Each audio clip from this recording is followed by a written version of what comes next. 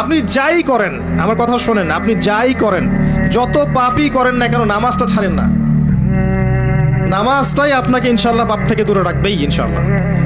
যে ব্যক্তি নামাজ পড়ে তার মধ্যে একটা মনের মধ্যে একটা ভয় কাজ করে যে আমি নামাজ পড়লাম কিভাবে ঘুষ নিব, নামাজটা পড়লাম কেন সুদ খাবো, নামাজ পড়লাম কেন মানুষকে ঠকাবো। তার মনের ভিতরে কিন্তু একটা সারা একটা নকিং হবেই। সালাত আপনাকে সমস্ত অশ্লীল এবং গর্হিত কাজ থেকে বিরত রাখবে ইনশাআল্লাহ।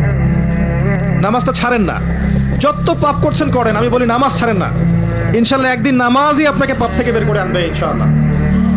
শয়তান আপনাকে হতাশ করতে চাইবে, শয়তান আপনাকে হতাশ করতে চাইবে যে তুই তো গার্লফ্রেন্ডের সাথে কথা বললি, রাতের বেলা পর্ন দেখলি, তুই তো ফ্রি মিক্সিং এ আছিস, তুই মাদক দ্রব্য খাচ্ছিস, তুই কাজে ফাঁকি মারিস, তুই ট্যাক্স আদায় করিস নাই, দুর্নীতি করছিস, তুই আবার নামাজ পড়বি কেন? শয়তান আপনাকে এগুলো বোঝাবে, কিন্তু নামাজ তো আমার শোভা পায় না, আমি তো অনেক পাপী মানুষ, এই ধোকায় পা দিবেন না।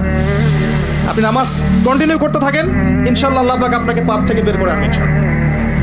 ওই নামাজটা যদি ছেড়ে দেন তাহলে আর কোনো হাতিয়ার বাকি থাকবে না।